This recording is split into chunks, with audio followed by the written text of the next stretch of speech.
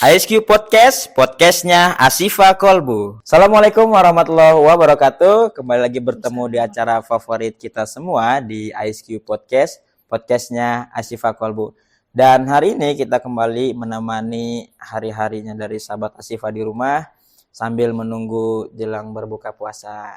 Dan kali ini kita kedatangan narasumber yang hebat, yaitu Ustazah Heni Agustin. Gimana Ustazah? Sehat kabarnya? Alhamdulillah sehat. Alhamdulillah, puasanya lancar ya? Alhamdulillah lancar. Alhamdulillah. Dan hari ini saya bersama Ustazah Heni akan membahas sebuah materi yang menarik, yaitu tentang tawadu. Nah, ini menarik sekali. Ustazah, nah kita akan membahas tema tentang tawadu. Nah, sebelum kita nanti bicara lebih dalam lagi tentang tawadu, mungkin kita perlu tahu dulu, dan sahabat Asifa di rumah juga perlu tahu dulu arti ataupun makna dari tawadu itu sendiri. Silakan Ustazah. Terima kasih Ustadz Fauji. Assalamualaikum warahmatullahi wabarakatuh. Alhamdulillahirabbil alamin. Wabihi nasta'in ala umuri dunya waddin.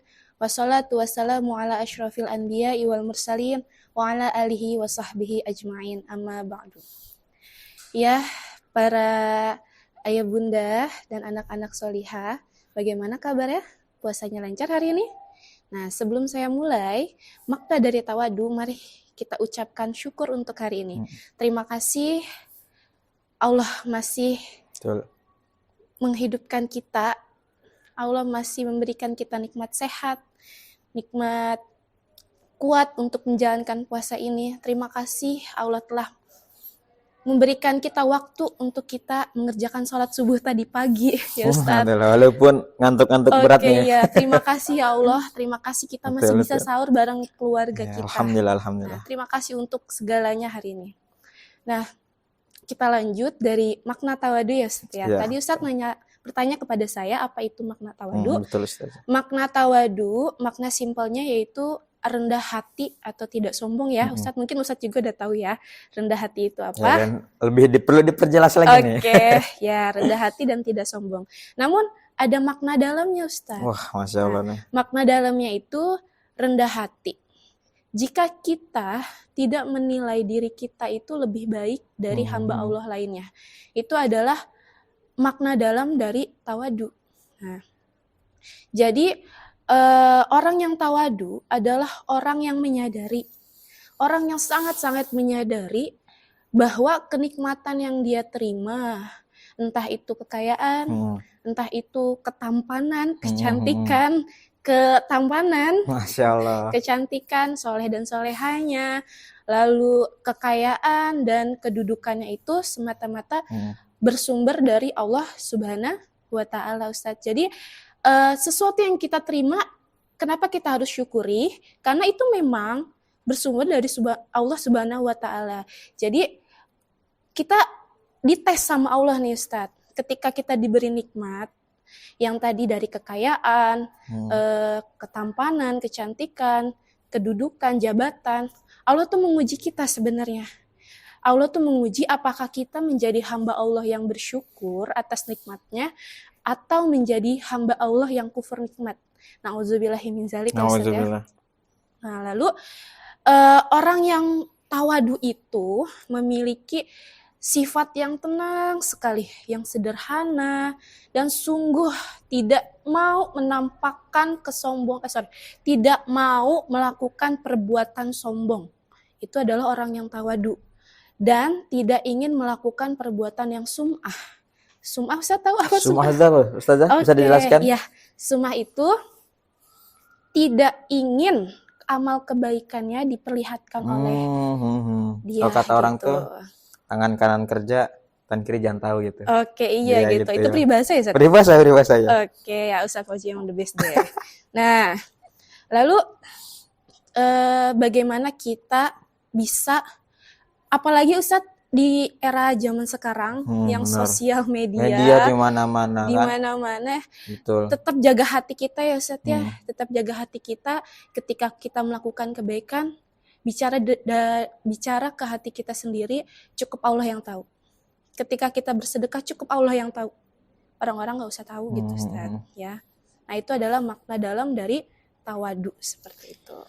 Nah, jadi kita bisa ambil poin pentingnya bahwa tawadu itu kita tidak merasa lebih baik dari orang lain. Kita benar. punya pangkat yang tinggi, punya kekayaan, punya kelebihan dalam diri kita. Nah, itu jangan disombongkan karena itu sumber dari Allah. Nah, khawatirnya kalau Allah itu ambil gitu kan.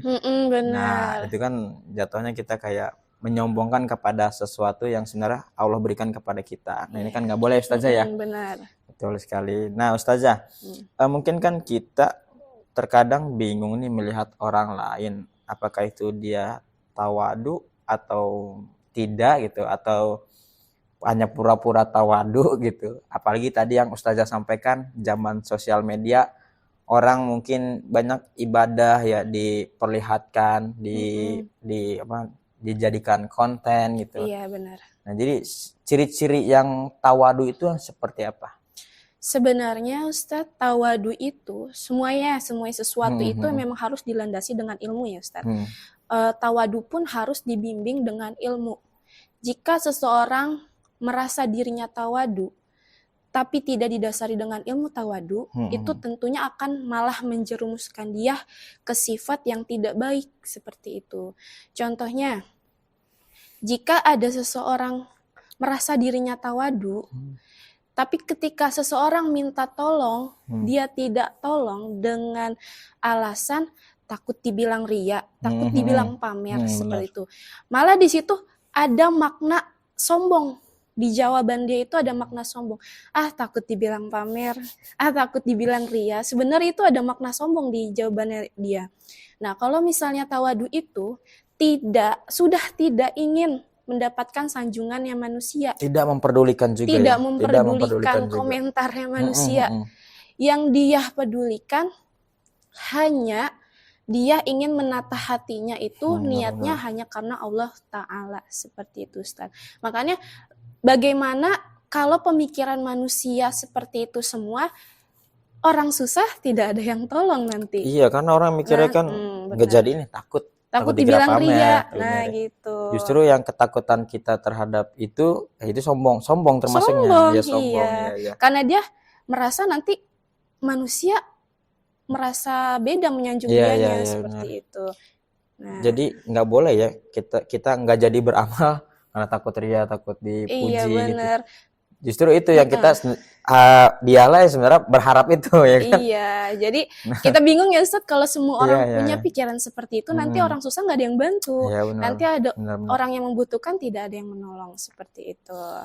Nah, jadi itulah ciri-ciri yang tawadu. Intinya tawadu itu melakukan apapun dari segala apapun gitu kan, niatnya karena Allah gitu kan, tidak peduli lagi tentang penilaian manusia gitu kan, dengan pujian ataupun hinaan manusia, dia tetap melaksanakan niatnya karena Allah. Itulah yang benar-benar tawadu.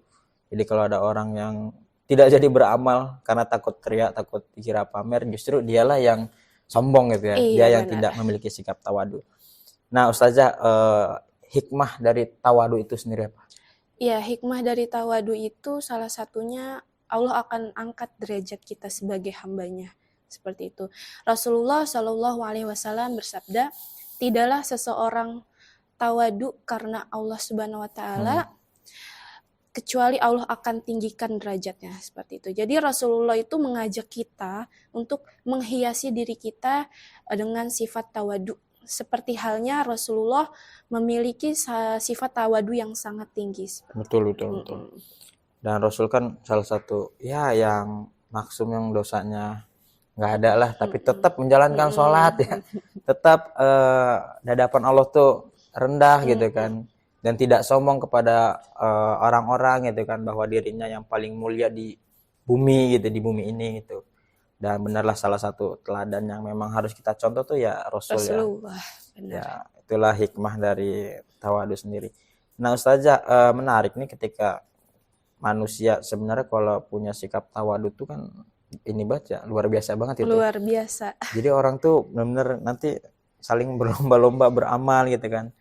Terus tapi dengan tetap tidak menyombongkan. Kadang kan kita lihat orang tuh beramal kalau misalkan ya beramal atau sedekah goceng mah ya ditutup-tutupin. Tapi kalau 1 juta sebutin Tapi ya belum namanya. tentu Ustaz. Kali di dalam gocengnya ada 100 Oh ribu iya iya iya. gitu. Itu tawadu ya. Aduh. Tapi giliran gede minta disebutin, tapi giliran kecil enggak. Nah, ini kan salah satu sinyal ya bahwa kita tuh sebenarnya tidak tawadu. Nah, Ustazah, bagaimana nih ya cara kita memaknai atau menerapkan sikap tawadi ini dalam kehidupan kita sehari-hari? Mungkin sahabat Asyifa di rumah atau mungkin anak-anak kita yang di SD atau di SMP bisa menerapkan ilmu tawadi dalam kehidupannya. Oke, baik anak-anak semua yang ada di rumah. Contoh tawadu dalam kehidupan sehari-hari, misalnya nih Ustadz, ada anak yang bisa membacakan Al-Quran. Ketika diperintahkan oleh gurunya maju untuk membaca Al-Quran, dia jawab, jangan saya Bu, gitu. Saya takut dibilang sok bisa. Nah, itu adalah tawadu yang tidak pada tempatnya. Tidak pada tempatnya. Tidak pada tempatnya. Nah, kalau misalnya dia bisa, maka bacalah gitu. Dengan niat ingin menata hatinya dan semata-mata hanya karena Allah Ta'ala, bukan karena sanjungan manusia, seperti itu. Nah, jadi nih ya buat anak-anak di rumah, kalau kita seperti itu justru itu bukan tawadu namanya bukan, ya. Itu bukan tawadu. Karena memang diperintahkan guru dan sebenarnya kan asal percaya diri aja ya. Kan itu bukan termasuk kesombongan juga ya. Bukan. Kalau niat dia ya. Karena dia tidak ingin memperlihatkan. Iya, ya benar. Kan? Karena guru yang memerintahkan. Selain itu ada lagi yang Ustazah mungkin kasusnya karena di murid-murid tawadu kita. itu Ustaz bukan dilihat dari pekerjaannya, tapi dilihat dari mana dia bisa seperti itu. Nah, jadi yang Allah lihat, dia mikir kalau dia itu punya ilmu dari Allah Subhanahu wa Ta'ala, gitu kan ya. Allah memberikan ilmu kepada dia, bagaimana seperti yang kita tahu, khairun nas anfa'uhum linnas. Sebaik-baiknya manusia adalah yang bermanfaat untuk orang lain. Jika kita memikirkan tidak mau takut dibilang takut dibilang. Lalu bagaimana hadis yang berbunyi khairun nas anfa'uhum linnas, seperti itu. Jadi kalau kalian bisa mengajarkan teman kalian, silahkan ajarkan. Tapi balik lagi, lihat niat kalian, ubah niat kalian hanya karena Allah Ta'ala. Bukan untuk sanjungan teman-temannya ya. Karena ingin bermanfaat bagi teman-temannya gitu, bukan karena yang paling bisa nih gitu kan. Tidak. Padahal kan itu yang bikin kita merasa sombong. Nah itu ya buat anak-anakku semua, mudah-mudahan bisa kita amalkan dalam keseharian kita, terutama di sekolah kita yang tercinta ini. Oke Ustazah, mungkin kita udah panjang lebar nih membahas tentang tawadu. Sebenarnya bisa lebih panjang lagi, tapi karena keterbatasan waktu, mungkin di lain kesempatan kita bisa ngobrol-ngobrol lagi ya Ustazah ya. Pasti. Waktunya luang kan Ustazah, nggak padat? Insya Allah. Kalau nggak ada panggilan ya Ustazah. Ada panggilan. Oke Ustazah, mungkin pesan-pesannya buat sahabat Asyifa di rumah, biar lebih semangat lagi. Ya, untuk sahabat Asyifa di rumah, tetap semangat berpuasanya, karena kita nggak tahu ya Ustadz ya. Ya mudah-mudahan Ramadan tahun depan kita masih dipertemukan, masih diberikan kesehatan oleh Allah Subhanahu wa Ta'ala. Baik, makna tawadu, orang yang paling tinggi kedudukannya itu yang tidak pernah menampakkan kedudukannya. Lalu orang yang paling mulia, orang yang tidak pernah menampakkan kemuliaannya, seperti itu. Begitulah ciri-ciri tawadu. Masya Allah. Salah satu closing statement yang luar biasa tuh ya, yang bisa kita ambil ilmunya. Terima kasih Ustazah atas kehadirannya di ICU Podcast kali ini. Mudah-mudahan sehat selalu. Amin, Ustaz. Dan mudah-mudahan semua sahabat Asyifa juga di rumah sehat selalu sehingga bisa menyaksikan episode yang berikutnya. Mungkin kali ini itu saja yang bisa kami diskusikan dan kami berdua pamit undur diri. Tetap saksikan terus ISQ Podcast di jam yang sama di esok hari. Dan sekian dari kami. Wassalamualaikum warahmatullahi wabarakatuh.